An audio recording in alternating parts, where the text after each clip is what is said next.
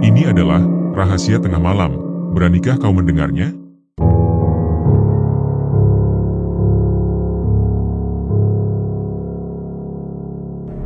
Aku biasa menyebut tempat tinggalku sebagai kampung hantu. Walaupun aku tak pernah secara resmi melakukan sensus, tetapi rasanya semua jenis makhluk halus ada di rumahku. Komplet dan seolah sengaja berkumpul di sana. Mulai dari sosok kuntilanak dan anaknya, genderuwo, wanita berbaju putih, bola api, pocong, tuyul, bayangan hitam, dan entah apa lagi.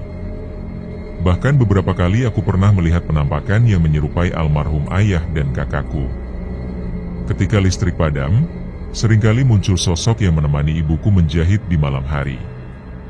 Tak hanya itu, suara anak-anak kecil yang ribut mengobrol pernah terdengar saat aku sedang terlelap dalam tidur. Hal yang paling penting dan sering diingatkan adalah untuk tidak tidur menghadap cermin, apalagi melihat ke arahnya, terlebih lagi jika cerminnya berukuran besar. Karena bisa saja mereka memilih menampakkan diri melalui pantulan di permukaan cermin itu. Sejak kecil, aku sudah akrab dengan pemandangan makhluk-makhluk astral di rumah ini. Seolah rumahku adalah markas mereka. Untungnya, setelah dewasa aku jarang lagi melihat penampakan mereka. Mungkin karena aku sudah terlalu banyak berbuat dosa. Orang-orang sering menyebut rumahku sebagai rumah tusuk sate karena posisinya langsung berhadapan dengan pagar di ujung lorong masuk. Di sisi rumah ada gang kecil yang mengarah ke RT lain. Meski hanya satu lantai, rumahku terbilang cukup luas, lengkap dengan teras dan halaman yang bisa menampung 3 mobil. Banyak yang mengatakan bahwa rumah ini adalah persinggahan para hantu. Mungkin karena itulah selalu ada saja pendatang baru yang ikut nimbrung. Almarhum ayahku dulu gemar menanam pohon, terutama pohon palem pantai. Pohon itu tumbuh tinggi menjulang, dan semakin tua, semakin menambah kesan angker di rumah ini. 2 pohon palem yang tumbuh bersisian bahkan disebut-sebut sebagai pintu gerbang ke dunia lain. Untungnya pohon-pohon itu kini sudah ditebang karena dianggap menakutkan dan menjadi tempat favorit bagi para penghuni gaib. Ibuku sendiri hobi berkebun. Di pinggir halaman memang disediakan lahan untuk bercocok tanam, dan tanaman favoritnya adalah pohon pisang. Kini, pohon-pohon pisang itu sudah berkembang biak, bahkan sampai tumbuh di depan kamar tidurku. Beberapa orang yang bisa melihat, mengatakan bahwa ada sosok kuntilanak dan anaknya yang sering terlihat di sekitar pohon-pohon itu. Mereka kadang memperlihatkan wujudnya, seolah tak keberatan memperlihatkan eksistensi mereka. Rumahku berbentuk seperti huruf L, kamar tidurku bersebelahan dengan kamar kakakku, berada di bagian belakang rumah. Dari depan kamar, langsung terlihat halaman dan kebun-kebun kecil yang dirawat oleh ibuku. Hampir di setiap sudut ruangan di rumah ini, aku selalu melihat penampakan mereka. Bentuknya bermacam-macam.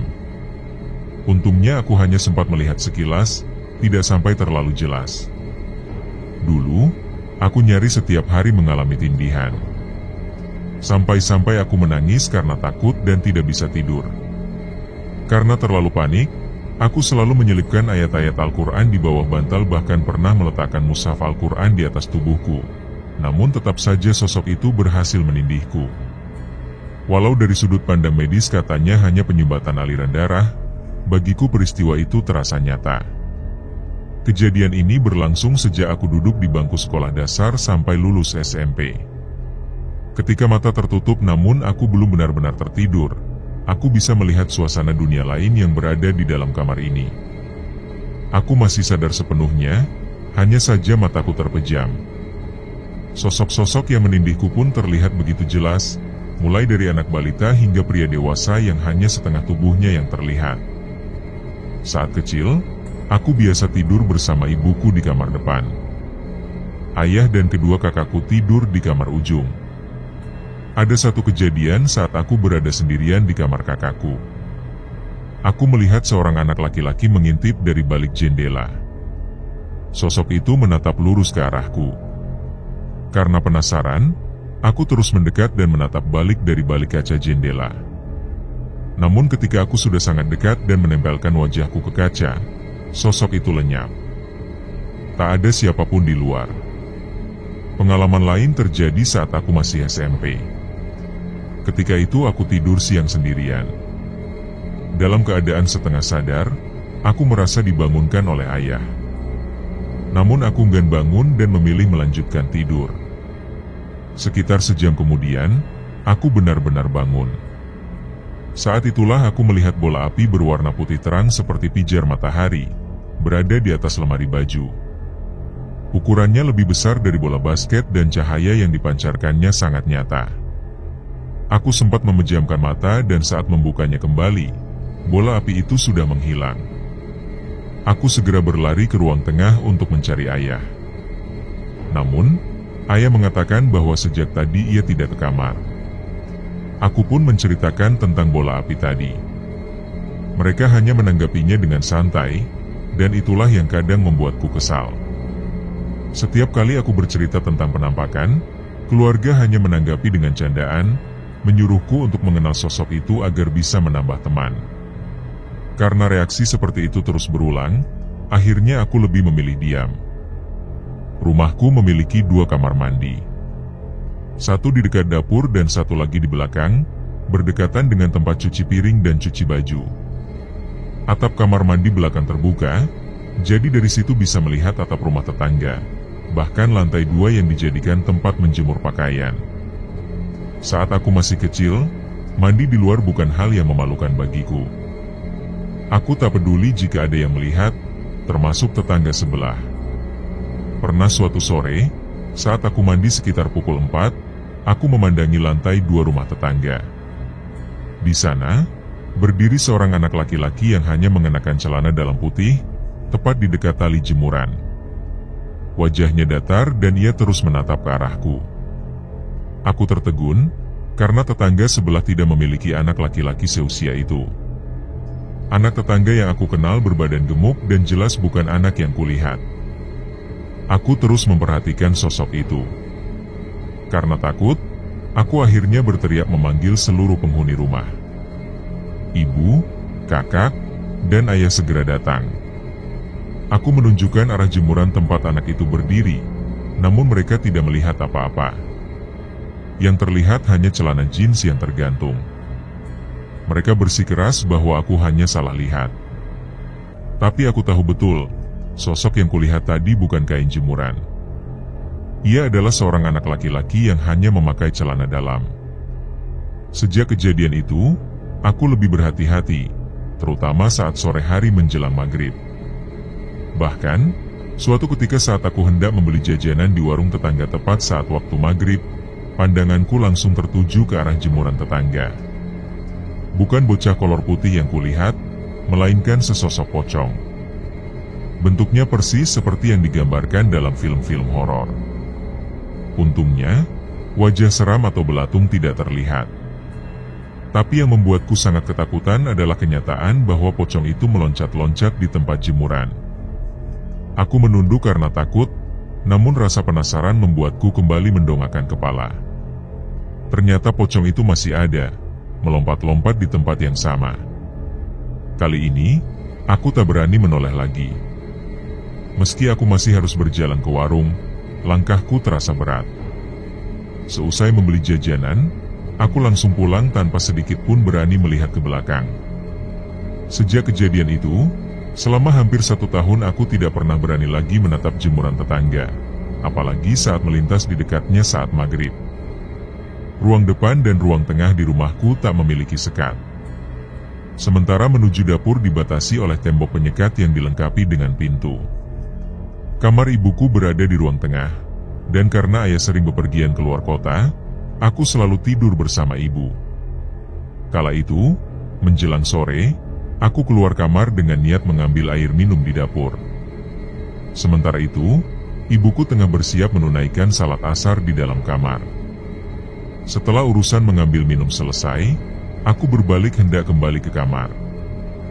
Dari pintu dapur, aku bisa melihat ruang tengah hingga ke ruang tamu. Saat itulah mataku menangkap sosok wanita berbaju putih yang tengah melayang di ruang tamu.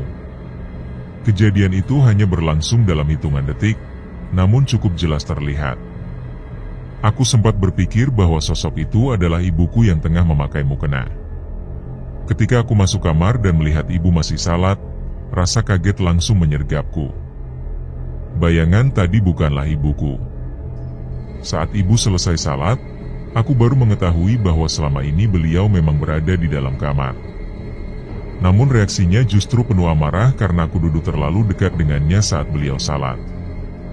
Ia juga heran mengapa aku tiba-tiba berada di kamar padahal sebelumnya tak terlihat. Aku pun bertanya pada diriku sendiri, jika ibu sejak tadi berada di kamar, lalu siapa wanita berbaju putih yang melayang di ruang tamu tadi? Aku hanya terdiam. Tidak ingin menjelaskan terlalu jauh karena sudah terlalu sering apa yang kualami tidak dipercaya. Penampakan semacam itu bukan hanya terjadi di ruang depan. Dapur rumah ini pun sering menjadi panggung kemunculan makhluk-makhluk tak kasat mata.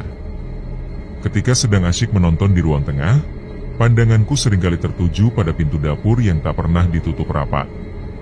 Terlalu sering sosok-sosok itu melintas dari dapur menuju kamar mandi belakang, mondar-mandir dalam bayangan cepat yang samar. Aku sampai hafal pola kemunculan mereka. Suatu ketika, aku mengungkapkan pada ibu bahwa di belakang rumah seakan ada yang lalu lalang. Namun ibu merasa tidak ada siapa-siapa. Di rumah ini terdapat 2 kamar di bagian belakang, yang dihuni oleh 3 kakakku. Kakak pertamaku masih tinggal bersama kami, membuat suasana rumah tidak pernah sepi. Kamar milik kakak pertamaku sering menjadi jalur pintas menuju halaman karena jika lewat ruang tamu terasa kurang praktis. Suatu waktu, saat aku hendak keluar lewat kamar itu dan kebetulan sedang sendirian, aku sempat merasa seperti ada anak kecil yang mengikuti langkahku dari belakang. Ketika aku menoleh, tidak ada siapa-siapa. Aku segera lari secepat mungkin keluar kamar, tak percaya bahwa di siang bolong pun aku masih disuguhi penampakan. Malam harinya, aku tidur di kamar ibu, namun menggunakan kasur terpisah. Dalam keheningan malam, telingaku menangkap suara percakapan 2 anak laki-laki yang terdengar cukup jelas, berasal dari ruang tengah. Aku begitu ketakutan hingga tidak berani membuka mata. Aku hanya mendengarkan suara mereka tanpa tahu apa yang sedang dibicarakan. Suaranya cukup keras dan terdengar akrab. Kakak-kakakku saat itu sudah lebih dulu tertidur. Pagi harinya, aku berniat menanyakan hal itu pada salah satu kakakku. Namun mereka mengaku sudah tertidur sejak pukul 9 malam. Tak ada yang merasa mengobrol di ruang tengah. Aku mulai bertanya-tanya, jika bukan mereka, lalu siapa yang berbicara semalam? Suara itu begitu nyata, bahkan aku sempat mengingat percakapannya. Namun anehnya, ingatan itu seolah terhapus begitu saja ketika aku terbangun. Kini aku ingin membahas sosok besar yang, menurut beberapa orang dengan kemampuan khusus, menghuni ruang tengah rumahku. Awalnya aku tidak percaya pada orang-orang yang menyebut dirinya memiliki kepekaan terhadap dunia lain. Namun 2 perempuan yang kudengar ceritanya cukup membuatku mempertimbangkan kembali. Keduanya bukanlah paranormal, melainkan ibu rumah tangga biasa. Salah satunya bernama Tante Jum, seorang tukang urut tradisional yang juga ibu dari teman kakakku. Usianya sekitar 50-an, memiliki 2 anak dan 1 cucu. Karena kelebihannya, ia sering dimintai bantuan untuk mengusir makhluk halus atau menutup penglihatan batin anak-anak indigo yang belum sanggup menanggung beban spiritual. Satu lagi adalah Mbak Linda, seorang penjahit yang membuka usaha di rumahnya sendiri. Meski bukan indigo, namun roh kakeknya kerap merasuki tubuhnya. Entah mengapa, tubuh Mbak Linda yang selalu dipilih. Jika sudah kerasukan, cara berbicaranya pun berubah menjadi seperti kakek-kakek tua. Saat aku dipijat oleh Tante Jum, beliau memperingatkanku untuk berhati-hati karena ada makhluk besar yang menghuni ruang tengah rumahku. Sosok itu sering mengikutiku. Menurutnya, makhluk yang disebut genderuwo itu menyukai kehadiranku dan akan menghalangi pria manapun untuk mendekatiku. Aku hanya diminta untuk tidak meninggalkan salat agar bisa terhindar dari gangguannya. Aku sempat merenungkan ucapannya. Memang selama ini, hubungan asmaraku tidak pernah bertahan lama. Jika tidak putus di bulan pertama, Paling lama hanya bertahan setahun dengan komunikasi yang jarang. Tapi aku tetap percaya bahwa jodoh adalah urusan Tuhan. Mungkin memang aku belum dipertemukan dengan orang yang tepat. Beberapa waktu kemudian, ibuku berkunjung ke rumah Mbak Linda. Orang tua Mbak Linda memang merupakan teman lama ibu. Saat itu Mbak Linda sedang dalam kondisi kerasukan. Ibu diajak berbicara dan ternyata topik pembicaraannya adalah tentang diriku. Sepulangnya, ibu menceritakan peristiwa itu dan mengajakku untuk bertemu Mbak Linda. Awalnya aku tak terlalu mengindahkan ajakan itu karena merasa tidak tertarik dengan hal-hal mistis. Namun akhirnya aku menuruti keinginan ibu. Saat tiba di rumah Mbak Linda, beliau memanggil roh kakeknya untuk masuk ke tubuhnya. Aku pun dipanggil dan diajak bicara. Namun aku lupa apa saja yang kami bicarakan. Aku memang sengaja menghindari tatapan langsung karena tidak nyaman dengan situasi tersebut. Setelah itu, Mbak Linda berbicara dengan ibuku dan menyampaikan bahwa aku sedang diikuti oleh genderuwo yang berasal dari rumahku. Saat itu, makhluk tersebut tidak bisa masuk rumah Mbak Linda dan hanya menunggu di luar. Yang membuatku terkejut, antara Tante Jum dan Mbak Linda sama sekali tidak saling mengenal. Namun keduanya memberikan pernyataan yang sama tentang keberadaan sosok genderuwo tersebut. Aku mulai berpikir apakah mereka berkata jujur. Rasanya tidak mungkin mereka bersekongkol hanya untuk menakut-nakutiku. Beberapa hari setelah aku menuliskan pengalaman hororku di media sosial, seorang temanku mengirimkan pesan lewat BBM di pagi hari. Ia bercerita bahwa malam sebelumnya mengalami mimpi buruk tentang diriku. Ia memperingatkanku agar berhati-hati. Karena merasa tak punya musuh, aku bingung harus waspada terhadap siapa. Percakapan lewat pesan terasa menggantung, jadi akhirnya kami berbicara melalui telepon. Dalam mimpinya, ia dan seorang temanku yang lain, Agus, sedang berkunjung ke rumahku. Mereka duduk di teras sambil makan. Aku kemudian memintanya untuk membawa piring kotor ke dapur. Saat ia kembali dari dapur, terdengar suara gaduh dari salah satu kamar. Suara itu seperti teriakan marah disertai suara barang-barang dibanting. Ia lalu mendekati kamar dan melihat makhluk besar berbulu hitam dengan mata yang berapi-api.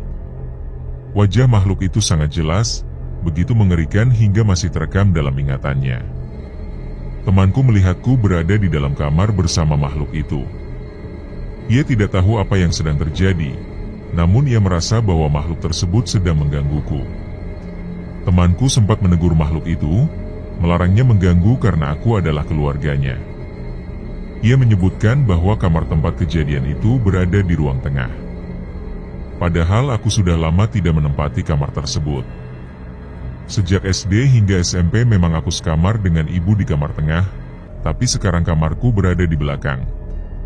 Temanku bahkan bisa menggambarkan denah rumahku dengan detail, mulai dari posisi ruang tamu, kamar, ruang tengah, hingga arah ke dapur.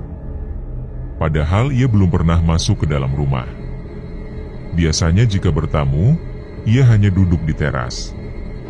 Kami sempat merencanakan untuk pergi ke tempat ruqyah agar bisa memastikan dan mengantisipasi kemungkinan adanya makhluk yang mengikutiku. Namun rencana itu belum terlaksana karena kesibukan masing-masing. Aku bersyukur karena hingga saat ini belum pernah melihat sosok makhluk tersebut secara langsung dan berharap tidak akan pernah. Saat masih SMP, aku memang sering mengalami kejadian aneh di kamar mandi belakang, hingga akhirnya memilih menggunakan kamar mandi dalam. Letaknya berada di sudut dekat dapur belakang. Dulu, pintunya sulit dikunci dari dalam, sehingga aku hanya menutupnya tanpa mengunci. Di dalam kamar mandi itu terdapat besi jemuran handuk yang dipasang di dinding. Bak mandi berada di depan jemuran tersebut, sedangkan toilet jongkoknya terletak tepat berhadapan dengan jemuran. Jarak antara toilet dan besi kira-kira 3 langkah kaki.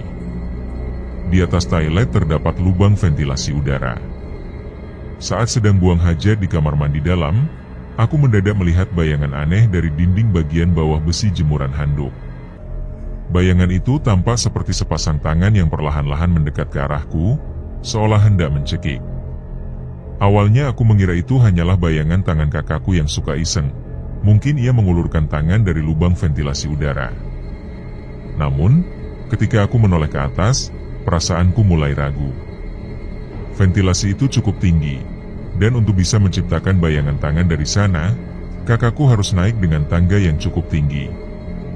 Masih mencoba berpikir positif, aku mencoba menyamakan posisi tanganku dengan bentuk bayangan itu, berharap bahwa bayangan tersebut berasal dariku sendiri. Namun ternyata bentuknya tak sama. Bukan, itu bukan bayangan tanganku.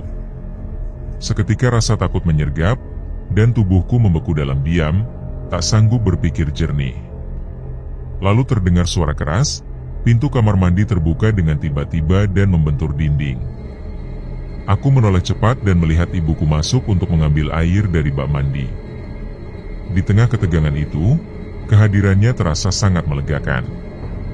Setelah itu, tanpa pikir panjang, aku segera membersihkan diri dan keluar dari kamar mandi. Sejak kejadian itu, setiap kali ingin buang hajat, aku hanya bisa menunduk atau memilih untuk menggunakan kamar mandi luar saat siang hari. Jika malam tiba, aku selalu minta ditemani oleh siapapun yang ada di rumah untuk menungguiku hingga selesai.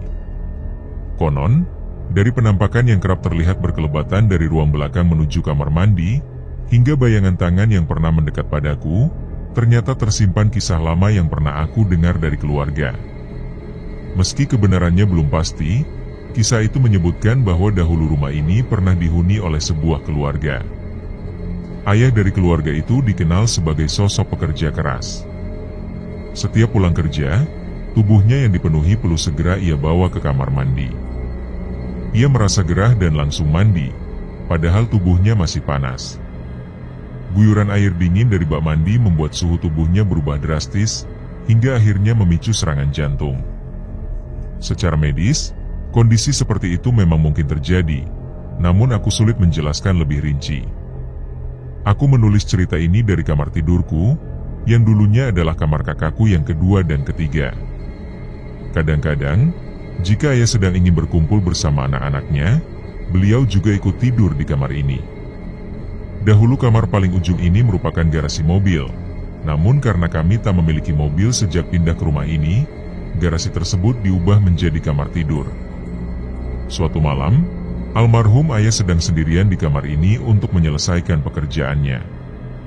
Kipas angin tua yang suaranya berisik selalu menyala setiap malam. Saat beliau fokus bekerja, tiba-tiba terdengar suara orang mengaji. Suaranya terdengar jelas, tapi lama-kelamaan semakin kecil. Menurut cerita, suara yang mengecil seperti itu bukanlah tanda menjauh, melainkan justru pertanda mendekat. Diduga suara itu berasal dari makhluk halus. Karena penasaran, ayah mematikan kipas angin. Seketika suara mengaji itu menghilang. Ia melihat ke sekeliling kamar, namun tak ada siapapun yang sedang mengaji. Semua anggota keluarga saat itu tengah tertidur. Bertahun-tahun kemudian, setelah ayah tiada, kejadian serupa menimpa kakakku yang ketiga. Saat tidur dalam keadaan setengah sadar, ia mendengar suara adzan dikumandangkan tepat di telinganya. Ia langsung terbangun dan menuju ruang tengah untuk menceritakan apa yang baru saja dialaminya. Ibu menyarankannya untuk segera sholat dan mengirimkan doa serta bacaan Yasin untuk almarhum ayah. Ketika ayah wafat, banyak keluarga yang datang untuk mengikuti rangkaian Yasinan 7 hari hingga 100 hari. Seorang saudara dari Jakarta ikut menginap di rumah kami dan tidur di kamarku karena kamar ini cukup luas. Ia kami panggil Amran, meski aku sendiri agak lupa namanya karena jarang bertemu. Malam itu, Amran merasa mengantuk lebih dulu, sementara yang lain masih asyik bercengkerama. Ia pun masuk ke kamar lebih awal. Belum sempat tertidur, ia melihat sesosok pria mengenakan pakaian prajurit kerajaan lengkap dengan tongkatnya. Sosok itu muncul dari arah dinding, berlari melayang, lalu menembus dinding ujung kamar. Amran spontan kabur keluar kamar dan memilih menginap di rumah tante yang letaknya hanya beda RT. Tak hanya Amran, teman kakakku pun pernah kesurupan makhluk perempuan dan tertawa cekikikan saat malam pergantian tahun 2015. Keponakanku juga sempat melihat sosok perempuan berbaju putih masuk ke kamarku, menembus dari arah depan kamar. Saat itu, kakak iparku beserta anak-anak dan teman-teman mereka sedang membakar jagung di halaman. Mendengar cerita keponakanku, semuanya langsung lari masuk ke kamar tengah. Saat itu aku masih bekerja dan baru tahu cerita tersebut setelah pulang ke rumah. Tak bisa dipastikan apakah sosok perempuan itu yang sering terlihat bertengger di pohon pisang depan rumah atau makhluk lain yang akan kuceritakan berikutnya. Konon, dahulu di rumah ini pernah tinggal seorang perempuan. Tidak jelas apakah ia sudah berkeluarga atau belum. Namun, dikisahkan bahwa karena suatu masalah atau mungkin depresi, ia memilih mengakhiri hidup dengan gantung diri di kamar tengah. Mungkin juga sosok berbaju putih yang kulihat melayang di ruang tamu adalah dirinya. Malam itu, listrik padam di kampungku. Aku dan ibuku berada di ruang tengah. Kakak-kakakku masih berada di kampung sebelah. Di ruang makan, terdapat lemari jati tua peninggalan nenek yang kini menjadi milik ibuku. Lemari itu berkaca dan biasa digunakan untuk menyimpan makanan. Aku yang merasa lapar saat itu mendekat untuk mengambil makanan, dan dari pantulan kaca, aku melihat bayangan almarhum kakakku yang pertama. Seketika aku terdiam. Penampakan itu hanya berlangsung sesaat lalu menghilang. Kejadian lain juga terjadi saat mati lampu. Aku dan ibu berada di kamar tengah.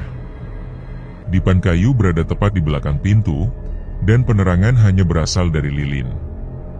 Kami mengobrol ringan sambil menunggu rasa kantuk datang. Tiba-tiba, muncul sosok almarhum ayah. Dalam cahaya temaram, aku bisa melihat penampakannya dengan jelas. Rambut ikal, baju hitam berlengan panjang yang digulung hingga memperlihatkan otot lengan, serta celana hitam. Sayangnya, penampakan itu hanya sesaat. Aku langsung menceritakan pada ibu. Keponakanku yang mata batinnya kini ditutup, dulunya sering melihat sosok ayah. Setiap aku bertanya tentang keberadaan opanya, ia sering menunjuk ke atas langit-langit kamar. Reaksiku hanya bisa terdiam, meski perasaan ngeri sempat muncul, namun karena sudah terbiasa, rasa takut perlahan menghilang. Aku juga pernah melihat sosok berpakaian putih berdiri tepat di belakang ibuku yang sedang menjahit di ruang tengah. Sosok itu sekilas memiliki tinggi seperti almarhum ayah. Saat aku masuk dari pintu depan, aku langsung melihat penampakan itu. Syukurnya hanya berlangsung beberapa detik. Cerita-cerita tentang pengalaman horor di rumah ini tak hanya kualami sendiri. Keluarga dan teman-teman pun pernah merasakan hal serupa. Sore tadi aku berbincang dengan ibu dan istri kakakku di depan rumah. Kami membahas tentang pohon pisang di depan kamarku. Pohon itu tak pernah benar-benar ditebang karena selalu tumbuh tunas baru dan kini sedang berbuah. Menurut ibu, pohon tersebut memang memiliki penunggu. Banyak yang sudah melihat, termasuk aku sendiri, sosok anak kecil dari luar kamar. Mungkin itu adalah anak dari sosok yang menghuni pohon tersebut. Ternyata, bukan hanya aku yang diusili oleh penghuni rumah. Teman-temanku juga pernah merasakan hal aneh saat bertamu. Ada yang melihat sosok misterius, ada pula yang dilempar batu saat duduk di teras. Aku dulu mengira ibuku adalah orang yang paling tidak mungkin mengalami gangguan semacam itu, karena beliau sangat taat beribadah. Namun ternyata, ibu pun pernah mengalaminya. Saat itu ia sendirian di rumah, sedang menonton dan menjahit di ruang tengah. Tiba-tiba terdengar suara perempuan memanggil, menyebut namanya. Ibu mengira aku yang baru pulang dan memanggilnya seperti biasa. Padahal, kenyataannya aku belum pulang sama sekali. Sekitar 1 jam berlalu tanpa adanya tanda-tanda aktivitas yang menunjukkan keberadaanku di rumah.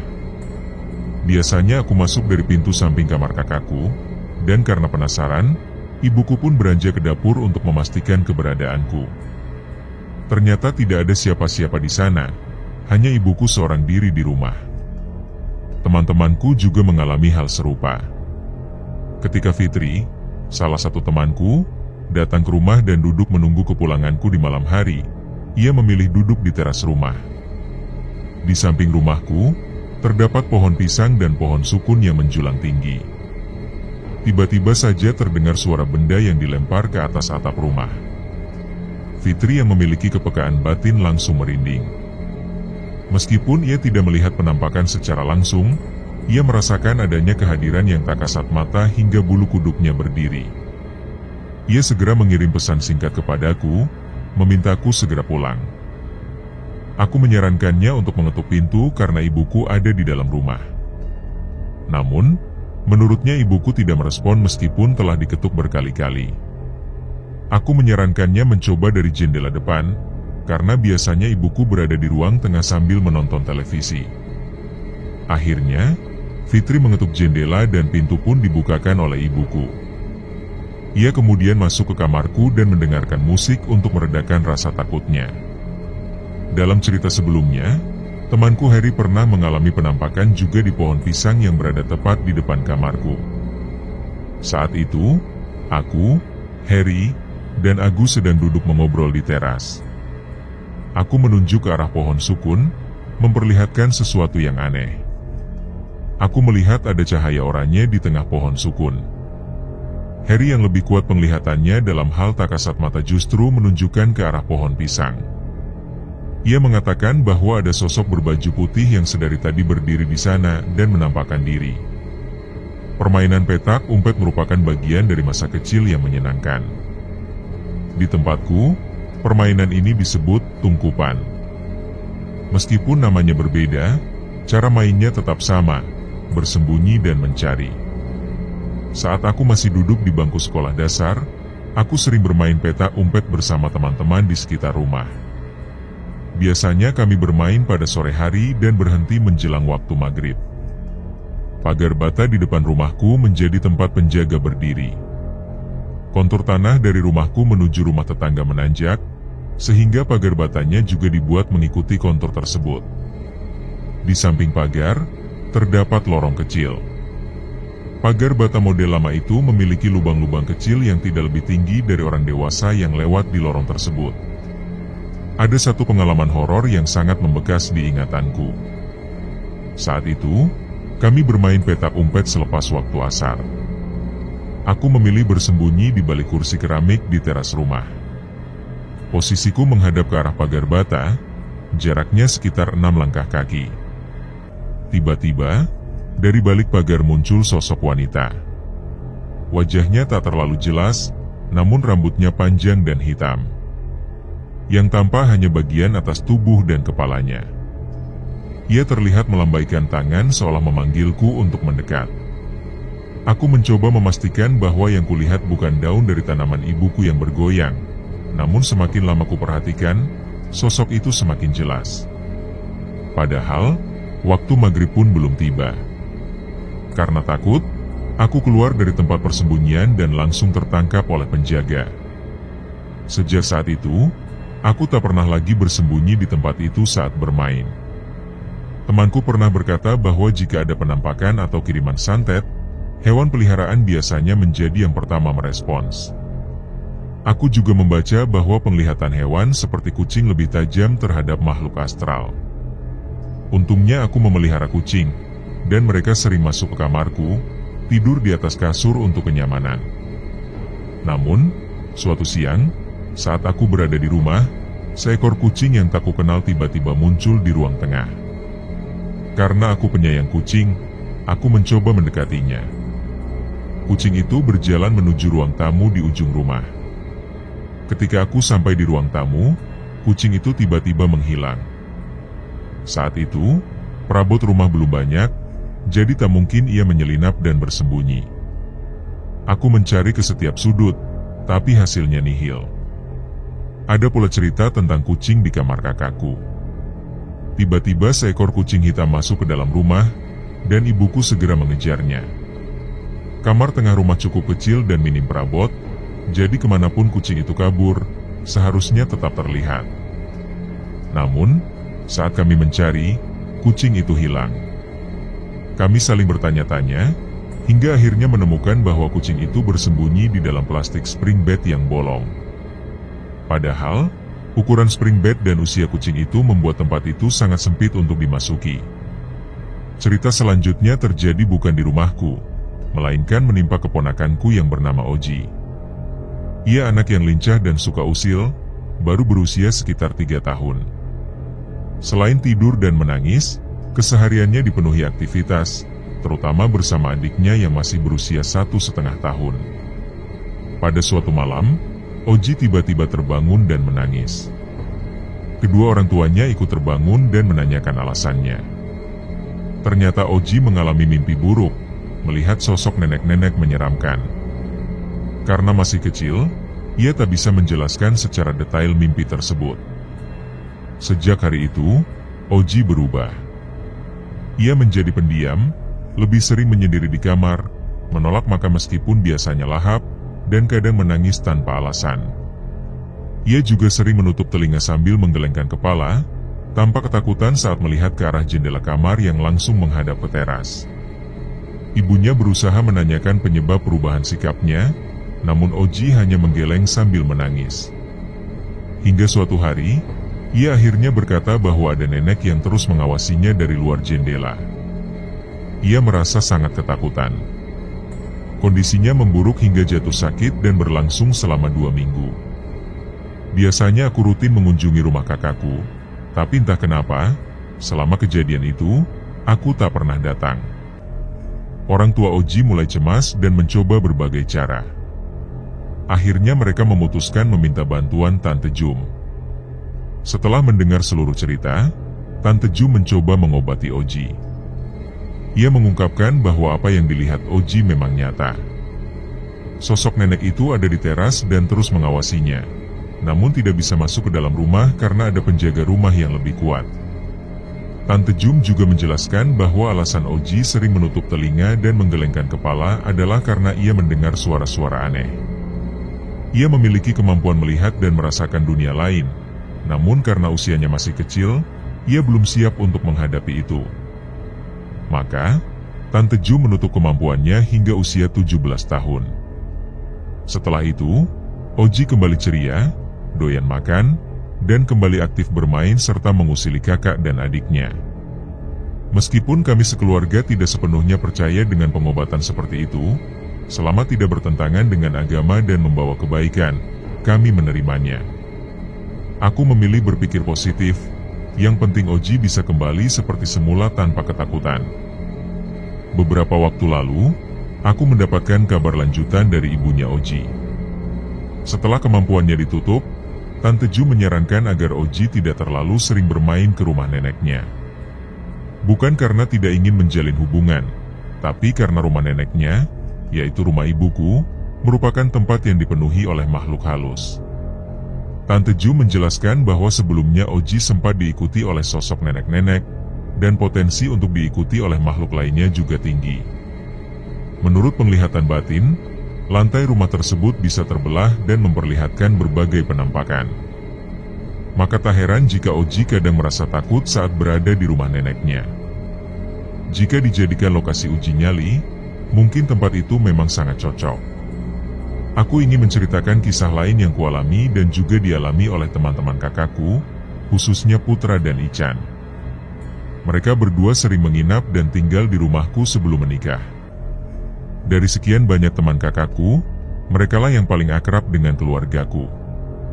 Sebenarnya, teman-teman kakakku yang sering main ke rumah jumlahnya cukup banyak, bahkan pernah belasan orang sekaligus menginap. Suatu waktu, mereka semua tidur di kamar yang dulu merupakan kamar kakakku. Karena jumlahnya yang ramai, mereka tidur berdesakan seperti ikan dencis, dari ujung kamar ke pangkalnya. Kala itu, kakakku, Putra, dan beberapa teman lainnya bersantai di ruang tamu dan ruang tengah sambil menonton televisi. Saat suasana masih ramai, Putra memutuskan untuk tidur lebih awal. Namun belum lama ia tertidur, ia tiba-tiba terbangun karena ada yang membangunkannya. Awalnya, ia merasa kesal karena tidurnya diganggu. Tapi saat membuka mata, ia langsung tersentak kaget dan meloncat dari kursi panjang di ruang tamu. Yang membangunkannya ternyata adalah sosok pocong yang meloncat-loncat di sampingnya. Padahal, Di ruang tamu itu tidak hanya ada dia seorang, kakakku dan beberapa teman lainnya juga masih ada di sana. Sejak kejadian itu, Putra selalu merasa tidak nyaman jika harus sendirian di rumahku. Ia memilih menetap di kamar kakakku dan selalu menyalakan semua lampu di kamar. Aku pun mulai berpikir, mungkinkah pocong yang dulu kulihat di rumah tetangga bisa melompat ke rumahku? Semoga saja tidak. Kisah Ican pun tak kalah menyeramkan. Sebelumnya, aku pernah bercerita tentang teman kakakku yang kerasukan hantu perempuan. Ican adalah orang yang kumaksud. Waktu itu, aku dan ibuku sedang mudik ke kampung. Kakak keduaku dan istrinya menjaga rumah, ditemani oleh kakak ketigaku dan beberapa temannya. Saat itu, istri kakakku sedang hamil tua. Malam itu ia merasa gelisah dan sulit tidur. Ia merasa ada sesuatu yang memegangi kakinya. 2 malam berturut-turut juga terdengar suara wanita menangis. Karena merasa takut, kakakku menyuruh istrinya segera salat dan membaca doa-doa. Mereka pun membaca ayat kursi sambil mengelilingi kamar sebanyak 3 kali. Mereka tidur di kamar ibu, yang berada di ruang tengah. Malam pun larut. Tiba-tiba Ican berteriak memanggil kakak ketigaku. Istri kakakku yang mendengarnya langsung bertanya apa yang terjadi. Namun agar istrinya tidak ketakutan, kakakku mengalihkan pembicaraan dan mereka pun kembali tidur. Esok paginya, istri kakakku kembali menanyakan alasan Ican berteriak semalam. Namun karena sudah diminta untuk tidak menceritakan apapun, Ican tidak mengungkapkan apa yang sebenarnya terjadi. Padahal, saat itu ia melihat penampakan di kamar kakakku. Kebetulan hanya dia seorang diri di kamar, sementara kakakku sedang makan malam di ruang tengah. Pernah suatu waktu, aku disuruh menemani istri kakakku di kamar. Saat itu, aku masih polos dan tidak tahu alasannya. Baru sekarang aku mengerti bahwa ketika ia sedang hamil dan tinggal di rumah kami, banyak sekali gangguan yang ia rasakan. Aku pun memutuskan tidak mengungkap terlalu dalam tentang misteri di balik semua ini karena khawatir menimbulkan salah persepsi. Malam ini, seorang temanku menginap di rumah. Aku bercerita padanya bahwa sekarang aku sedang aktif menulis kisah non-fiksi di Kaskus tentang kisah horor di rumahku. Ternyata, ia juga merasakan hal serupa saat beberapa kali berkunjung ke rumahku. Sebenarnya aku lebih tertarik menceritakan kisah mistis yang ia alami di rumahnya, karena menurutku lebih seru. Tapi karena dia sudah tertidur, mungkin akan kutulis nanti saja. Namanya Ani, seperti lagu dari Opa Rhoma Irama. Masih tentang kamar mandi yang sama, di lubang ventilasi yang ada di sana. Ketika Ani sedang mandi, ia merasa cahaya matahari yang biasa masuk dari ventilasi tiba-tiba terhalang oleh sesuatu. Sosok hitam dan tinggi menutupi ventilasi tersebut. Meski begitu, Ani tidak berani melihat ke arah atas. Ia segera membersihkan diri secepat mungkin dan keluar dari kamar mandi. Tentang anak kecil yang pernah kulihat di dekat jemuran tetangga juga kembali muncul dalam pengalamannya. Ia melihat sosok yang sama saat hendak ke kamar mandi belakang. Bahkan ia sering melihat anak kecil itu mondar-mandir di dapur. Entah mengapa, sosok-sosok yang sering muncul di tempat-tempat tertentu seakan juga dirasakan oleh Ani. Contohnya, mbak-mbak yang suka duduk di pohon pisang depan kamarku. Tanpa aku cerita pun, Ani sudah tahu keberadaannya. Masih teringat dengan penampakan perempuan berbaju putih yang pernah kulihat melintas di depan ruang tamu. Ternyata kakakku juga pernah mendengar cerita dari tetangga yang melihat hal serupa. Waktu itu, tetangga tersebut lewat depan rumahku dan melihat perempuan cantik berbaju putih berdiri dekat rumah. Karena penasaran, ia mengikutinya hingga perempuan itu masuk ke pekarangan rumah kami. Saat sampai di halaman, perempuan itu menembus pagar rumah dan langsung menghilang. Spontan, tetangga itu kabur terbirit-birit. Cerita ini pun sempat membuat heboh kampung kami. Dari cerita-cerita itu, aku menyadari bahwa teman-teman kakakku yang pernah menginap di rumahku pun mengalami gangguan mistis. Memang tidak semua cerita mereka dijelaskan secara rinci, namun beberapa di antaranya pernah diceritakan oleh kakakku. Jika mengingat postinganku sebelumnya, aku pernah menyebut 2 pohon palem yang tumbuh berdekatan di depan rumah. Konon katanya, 2 pohon itu seperti menjadi portal bagi makhluk halus untuk masuk. Ternyata benar. Kata kakakku, sebelum 2 pohon itu ditebang, banyak makhluk halus yang datang dan singgah di sana. Karena letak rumahku berada di tusuk sate, makin kuatlah aura horor di rumah ini. Akhirnya pohon-pohon itu ditebang agar tidak menarik lagi makhluk halus datang. Salah satu makhluk halus yang dulu sering muncul adalah sosok wanita yang disebut Mbak Sumi. Tapi karena pohon itu sudah tidak ada, jumlah mereka pun mulai berkurang. Sebagian besar hanyalah makhluk yang sekadar mampir. Namun kabarnya, Mbak Sumi masih sering terlihat di halaman rumah. Penampakan di ruang tamu yang kulihat, dan yang dilihat tetangga, bisa jadi adalah sosok yang sama, atau mungkin berbeda. Dari seluruh anggota keluargaku, hanya kakak keduaku yang paling jarang diganggu. Sedangkan ibuku bahkan lebih jarang lagi. Aku masih ingat percakapanku semalam dengan kakakku.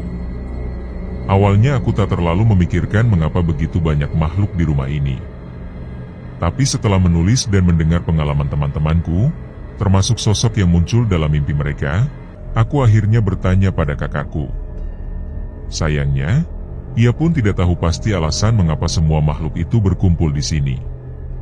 Namun yang pasti, setelah pohon palem itu ditebang, jumlah mereka memang berkurang. Pernah suatu kali, kakakku mencoba berkomunikasi dengan salah satu makhluk di rumah kami dengan cara merasuk ke tubuh temannya. Sosok yang masuk adalah kakek-kakek bernama Maliki. Saat ditanya siapa dirinya, ia menyebut dirinya sebagai penjaga rumah ini.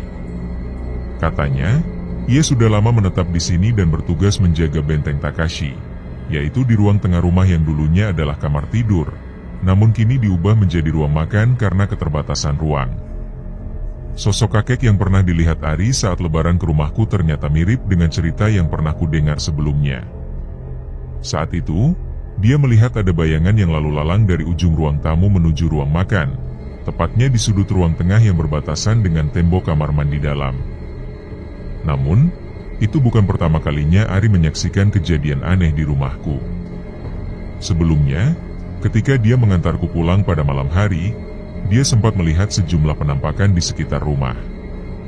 Ada yang berdiri di depan rumahku, satu lagi di depan kamarku, dan bahkan di samping rumahku. Kisah tentang seorang wanita yang dikabarkan pernah bunuh diri juga ternyata dibenarkan oleh kakakku. Dulu memang ada kejadian itu, dan kemungkinan makhluk halus di rumahku menyerupai wanita tersebut. Salah satu teman kakakku bahkan sempat kesurupan di kamar setelah dipanggil oleh kakakku. Teman-teman lainnya pun ikut bertanya macam-macam. Salah satunya, Rudi, sempat bertanya hal konyol kepada makhluk yang merasuki temannya, meminta nomor togel. Tanpa diduga, makhluk itu justru memberi Rudi hadiah berupa bogem mentah. Meski tidak mengenai langsung, tubuh Rudi sempat terpental ke dinding kamar. Kakak keduaku juga mengalami hal yang serupa denganku dan Putra, teman kakakku. Dia pernah melihat sosok pocong saat tidur di kamar yang sekarang menjadi kamarku. Waktu itu, dia tak sendirian, teman-temannya juga tidur bersamanya. Entah mengapa, pocong itu seakan gemar mengganggu siapapun yang sedang tertidur. Saat kakakku terbangun dan melihatnya, dia mencoba membaca surat-surat pendek yang ia ingat. Namun, bacaannya berantakan. Sosok pocong itu tetap berada di hadapannya, hingga akhirnya kakakku mengucap takbir, dan pocong itu menghilang. Aku jadi bertanya-tanya, apakah itu sosok pocong yang dulu pernah kulihat di rumah tetangga? Jika benar, mungkinkah dia bisa melompat ke rumahku? Menurut cerita, tetanggaku memang memelihara makhluk semacam itu. Atau bisa jadi, sosok tersebut mengikuti kami dari luar, mungkin saat kami melewati tempat angker atau lokasi yang menjadi tempat makhluk halus berkumpul. Karena tidak membersihkan diri setelahnya, makhluk itu pun ikut masuk ke rumah. Genderuwo yang menjadi penghuni tetap rumahku ternyata berasal dari kamar ini juga. Dulunya, saat seorang saudaraku menginap di kamar ini, Ia pernah melihat bayangan hitam yang lama-kelamaan membesar dan menjelma menjadi sesosok genderuwo. Kakakku pernah menyarankan agar jika ingin mengetahui lebih jauh, sebaiknya aku bertanya kepada kakak ketigaku karena dia pernah berinteraksi langsung dengan para penghuni tak kasat mata itu. Namun karena kakak ketigaku jarang pulang dan aku pun tak terlalu dekat dengannya, keinginan itu tak kulanjutkan. Dalam sebuah percakapan, kakakku menyebutku sebagai Power Rangers.